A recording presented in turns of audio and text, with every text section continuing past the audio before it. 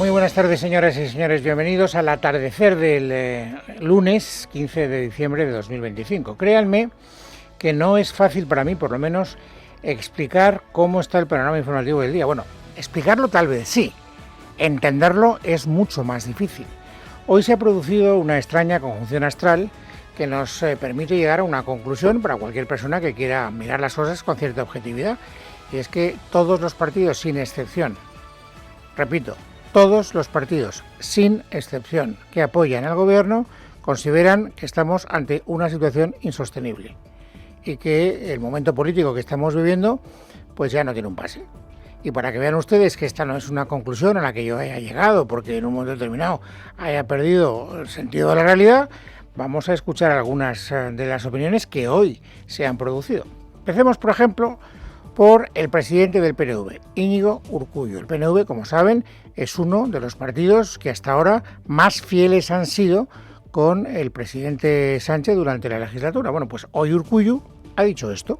Yo creo que la situación es insostenible. Creo que es el Partido Socialista quien tiene que valorar cuál es la situación.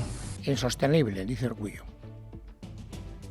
Bueno, pues ahora vamos a escuchar a Gabriel Rufián. Gabriel Rufián, como saben, ese es el portavoz parlamentario de Esquerra Republicana de Cataluña, otro de los partidos que ha mantenido a fortiori, contra viento y marea, el apoyo al gobierno de Sánchez. Hoy Rufián ha dicho que su partido tiene un serio dilema. Un dilema que tiene mala solución, porque muchos de nosotros y de nosotras no queremos que Abascal sea vicepresidente, pero también muchos de nosotros y de nosotras no queremos seguir pasando vergüenza como estamos pasando cada día. Vergüenza cada día. Por lo tanto, el señor Rufián pues le dice al gobierno algunas cosas que yo creo que son difícilmente malinterpretables. Yo lo que le pido al PSOE y al gobierno en concreto, primero, que deje de pensar que todo es una conspiración, porque no cuela. 2, que deje de dar pena, porque no cuela. Y 3, que deje el y tú más, porque las izquierdas no nos podemos sostener en el y tú más, porque el y tú más es un yo también. Bueno, y después de decir de todo esto, naturalmente le ha pedido una entrevista al presidente del gobierno. Una entrevista que yo creo que protagonizará Junqueras, que bueno, lo digo porque hoy el presidente del gobierno, ahora hablaremos del presidente del gobierno, pero hoy ha reconocido que han tenido una entrevista telefónica, que Esquerra pide con claridad una reunión con el presidente del gobierno en el Palacio de la Moncloa o donde quiera Pedro Sánchez para hablar a la cara, frase textual, y ver cómo salir de esta situación que ya ven ustedes cómo califica. Pero es que esto no se queda aquí. No es que solo haya hablado hoy el PNV o Esquerra, no. Fíjense, saben ustedes que en España tenemos un gobierno de coalición, PSOE, Sumar. Bueno, pues hoy han hablado 2 ministros del gobierno de la rama Sumar. Para empezar, Ernest Urtasun, que hace este diagnóstico. Estamos en un momento muy grave de la legislatura por todo lo que está pasando en los casos de presunto acoso en el Partido Socialista y los nuevos casos de corrupción. Y ante eso, insisto, el inmovilismo no es una opción. Es un mensaje al gobierno. Algo tienes que hacer. No te puedes quedar cruzado de brazos. No silbes el puente sobre el río Kwai mientras se nos está cayendo el cielo encima. El otro ministro de Sumar que ha hablado hoy, Pablo Estenduy, le dice en concreto qué es lo que tiene que hacer. Hay que salir, dice el señor Urtasun, de esa impasibilidad para hacer cosas. ¿Qué cosas? Estas cosas. Una reacción contundente que pasa por la remodelación del gobierno, tal como expresó la vicepresidenta Yolanda Díaz, cuyo propósito, cuyo objetivo es precisamente salir de esta situación. No toda la izquierda cree que eso remediaría nada, ¿no? Lo digo porque es verdad, ustedes ya lo saben, que las relaciones entre Sumar y Podemos, que tienen un tronco común, que en algún momento coexistieron políticamente en el mismo espacio político, pues ahora esa relación está muy viciada y está muy maltrecha. Pero fíjense lo que ha dicho hoy Pablo Fernández, que es el portavoz de Podemos, mirando de reojo a Sumar.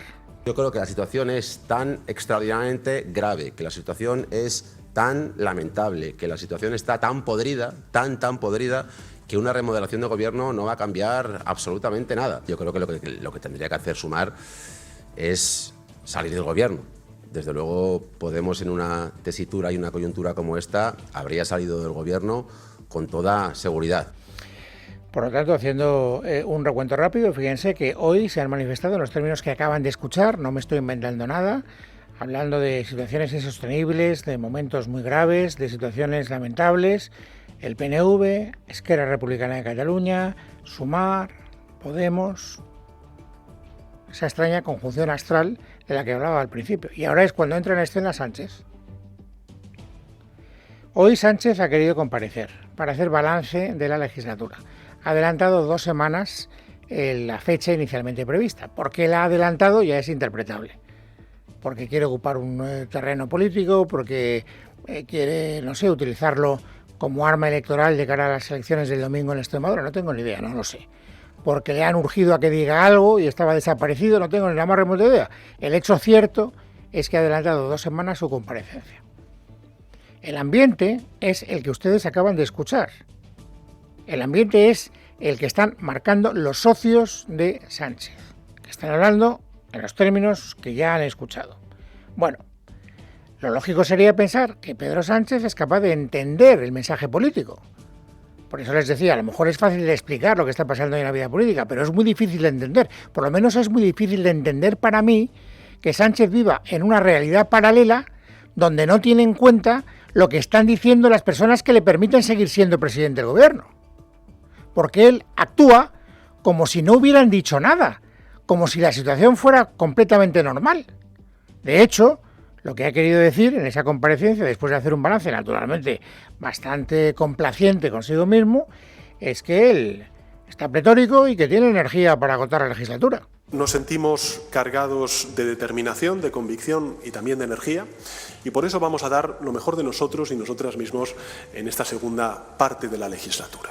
Y si para hacerlo tenemos, pues que aguantar campañas de acoso personal, mentiras, en definitiva fango, lo haremos, lo haré, porque la razón que buscamos no solo está en el presente de nuestros conciudadanos, también está en el pasado y en el futuro de nuestro país. Fíjense que esta argumentación de Sánchez lo que hace es, desoír, dejar que caiga en saco roto el consejo que le ha dado Rufián. Rufián dice, ya basta de llorar, que no cuela. O sea, no te hagas la víctima, que no cuela. Eso lo dice Rufián. ¿Cuál es la respuesta de Sánchez? El fango, las campañas personales, seré capaz de salir adelante, con lo cual, pues ya se ve que lo que diga es que la Republicana de Cataluña, desde el punto de vista práctico, a Sánchez le entra por un oído y le sale por el otro. Pero es que no solo pasa con lo que le dice Rufián, es que ha hecho exactamente lo mismo con lo que le dice Sumar. ¿Qué le dice Sumar? Para empezar, cambia el gobierno de arriba abajo. Hay que cambiar radicalmente la composición del Banco Azul. Respuesta hoy, del señor Sánchez. Mire, yo escucho con muchísima atención a aquellos actores políticos, como es por ejemplo el caso de Sumar y también, lógicamente, a la vicepresidenta del Gobierno, que lo que hacen con sus intervenciones y sus declaraciones es tratar de ayudar. Las presto atención, las escucho, las valoro y quiero decirlo, las respeto. Pero creo que este Gobierno, y ahí están los datos, está haciendo una gestión extraordinaria. Y por lo tanto no voy a cambiar el gobierno.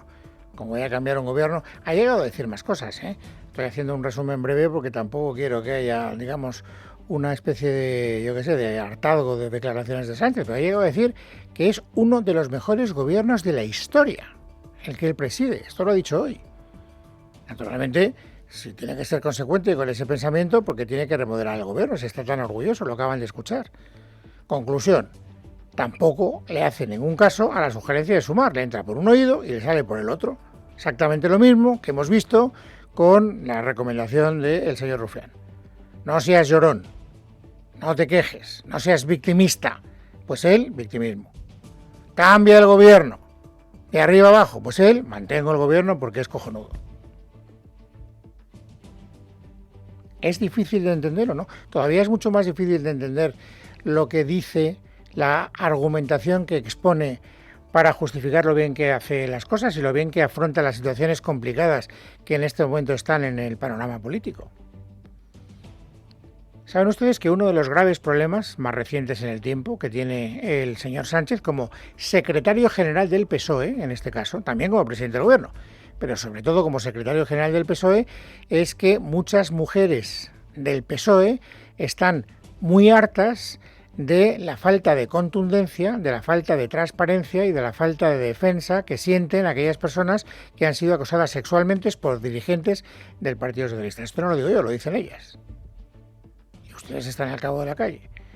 Bueno, pues fíjense, cuando le han preguntado por este asunto en concreto, hoy, después de esa comparecencia, se ha dejado preguntar por la prensa, este ya es un dato positivo, gracias a Dios, pues él ha querido dejar claro que no solo no tiene nada que reprocharse, sino que tiene medallas que colgarse, oiga. Fíjense cómo lo he dicho. El Partido Socialista Obrero Español ha sido el primero en poner en pie un protocolo que lo que está haciendo es dar cobertura, proteger y resolver de manera contundente y rápida los casos de presunta o supuesto acoso laboral o acoso sexual. ¿Proteger? ¿De verdad? ¿Esto se compadece con lo que están diciendo las víctimas que han sido víctimas de ese acoso sexual? Porque lo que yo estoy viendo es que han tenido que irse a medios de comunicación porque el conducto reglamentario, ese protocolo que a usted le tiene tan satisfecho, no servía para nada.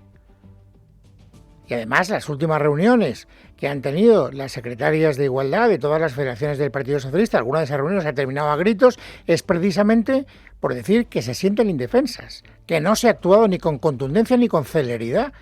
Lo dicen ellas.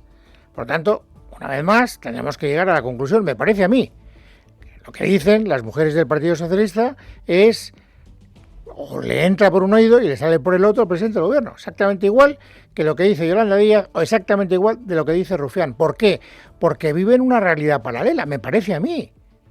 Porque no sabe exactamente cuál es la situación que está atravesando, porque no la sabe diagnosticar.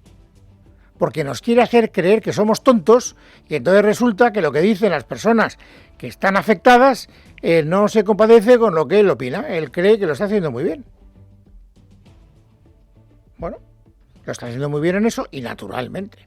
Lo está haciendo muy bien en el asunto de la corrupción. ¿Que hay corrupción? Sí, desgraciadamente es un mal estructural. Ahora cuando hay un problema que le afecta directamente es un mal estructural, no es un problema exclusivo, lo he dicho también con relación al acoso sexual y por supuesto lo ha dicho en la...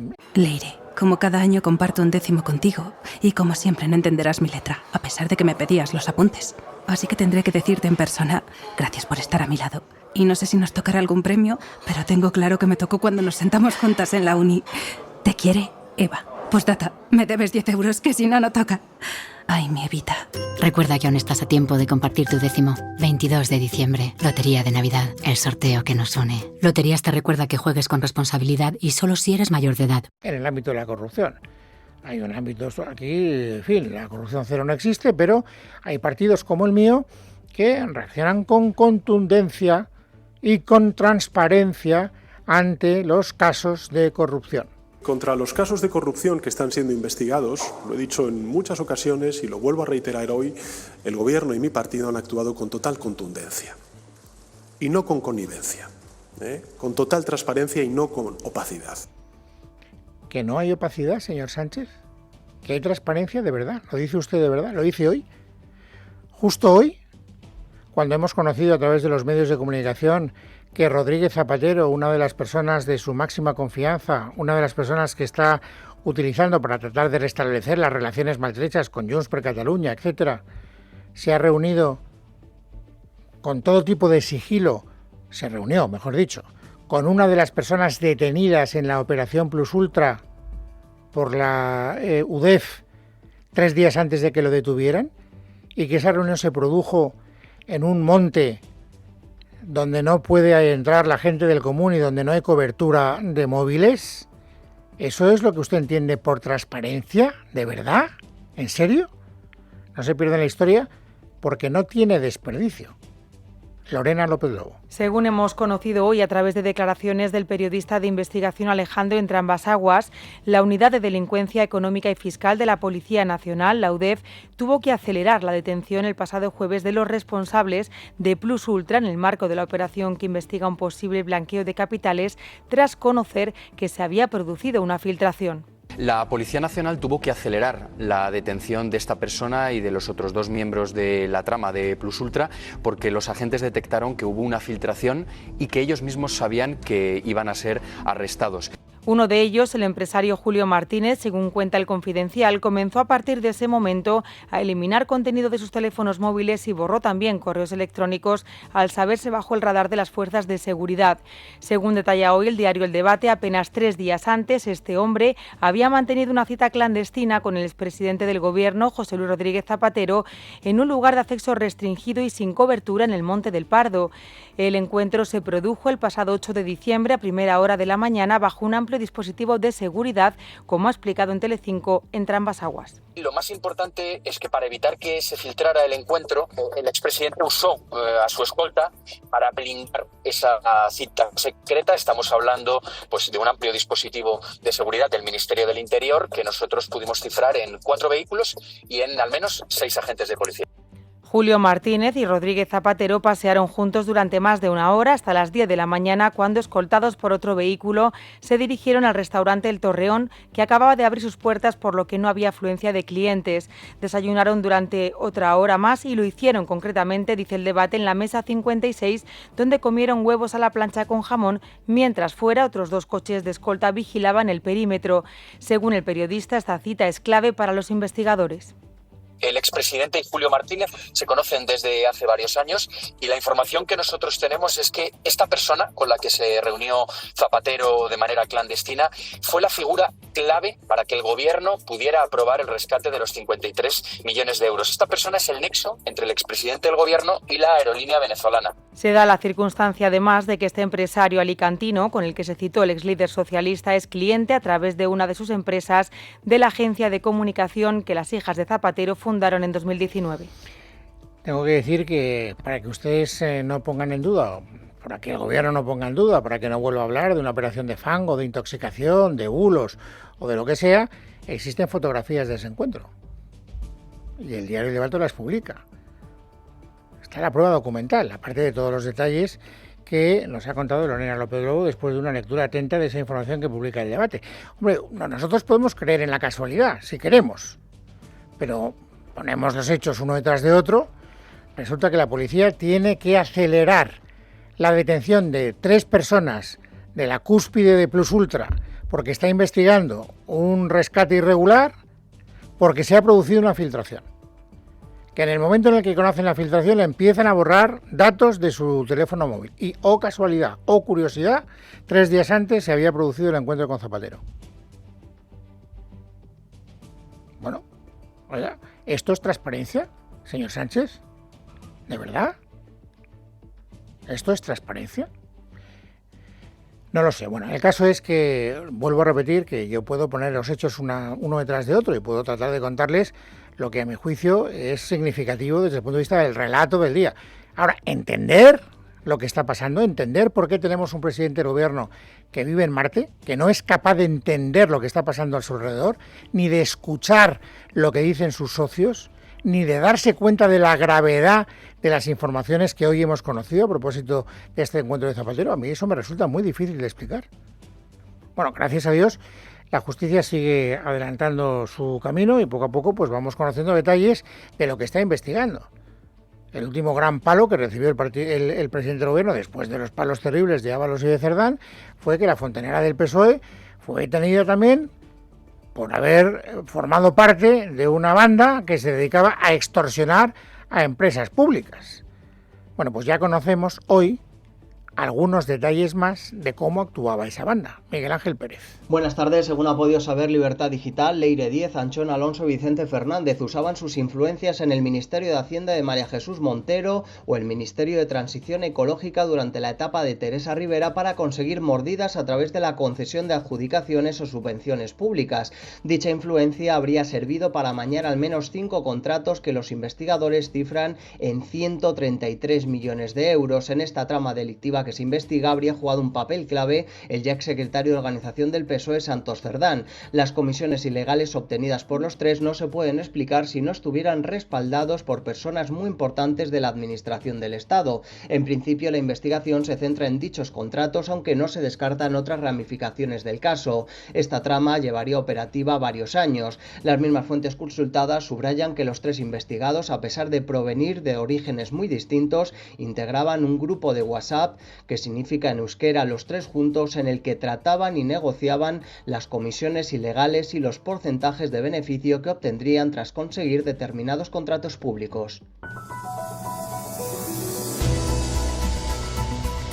Bueno, es lunes, es 15 de diciembre de 2025. Vamos, amigos, ahora a completar el paisaje informativo sobresaliente del día. Ángeles Hernández, bienvenida, buenas tardes. Buenas tardes. Luis Aragón vivirá por primera vez en su historia unos comicios anticipados. El presidente autonómico Jorge Azcón ha adelantado la convocatoria electoral para el próximo 8 de febrero. La cita con las urnas llega 2 años y 7 meses después de las anteriores elecciones en las que el PP se impuso, pero necesitó el apoyo de Vox para formar gobierno. La ruptura de este pacto con Vox ha sido el detonante de la nueva llamada a las urnas. Esta mañana he decidido firmar el decreto de disolución de las Cortes como paso previo a la convocatoria electoral. Me parece que es lo más sensato.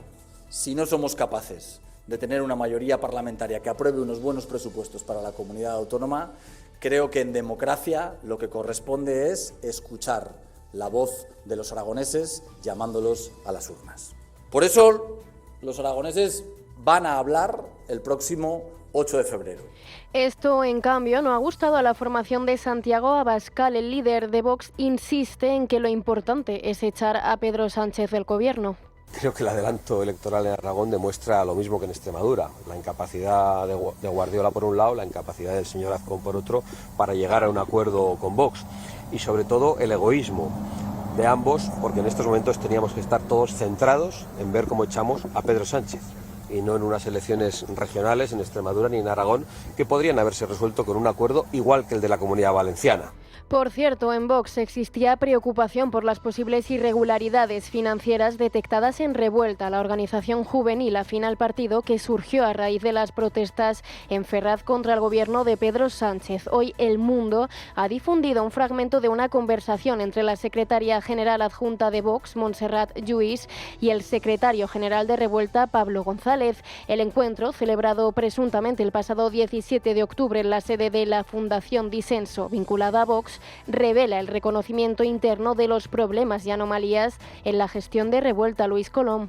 Tras conocerse varios indicios de desvío de fondos recaudados para los afectados de la Dana y de impuestos sin pagar, la mosca detrás de la oreja en Revuelta, un satélite juvenil de Vox, no paraba de zumbar. De ahí que uno de los pesos pesados del partido, Montserrat Lluís, pidiera auditar las cuentas de esta formación para despejar las sospechas. Tú sabes que hay una inquietud y una preocupación en el partido por este tema, y con su silencio pues todavía más. Y si no tenemos acceso a las cuentas y no podemos tener la tranquilidad de que está todo bien, pues nosotros tenemos que romper con Revuelta.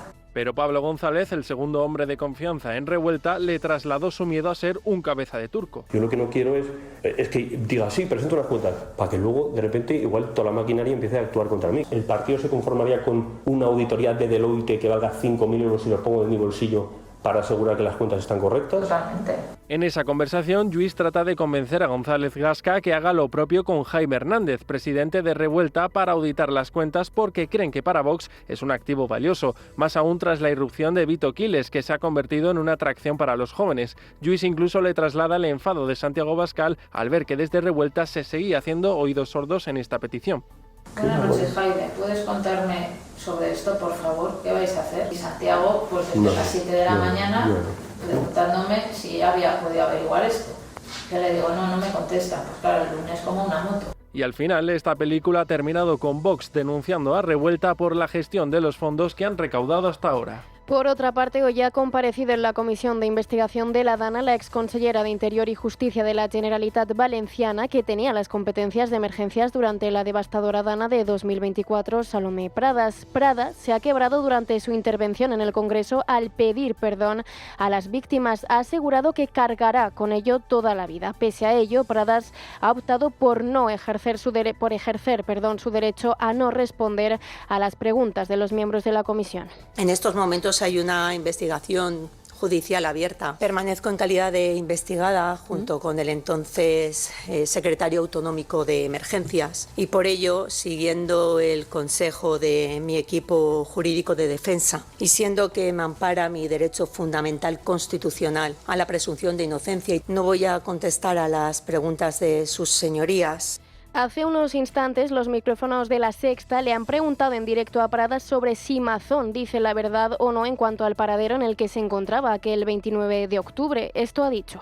Yo ya dije en una entrevista en esta misma cadena hace unas semanas que espero que algún día pues cuente qué es lo que estaba haciendo en cada momento ese día, que mi mayor error fue el no pedirle expresamente que viniera allí, porque él era el presidente de todos los valencianos y yo no puedo hablar por él. Simplemente será el señor Mazón, si algún día quiere pues volver a dar una versión de qué es lo que estuvo haciendo esa tarde. Yo sé dónde estaba esa tarde.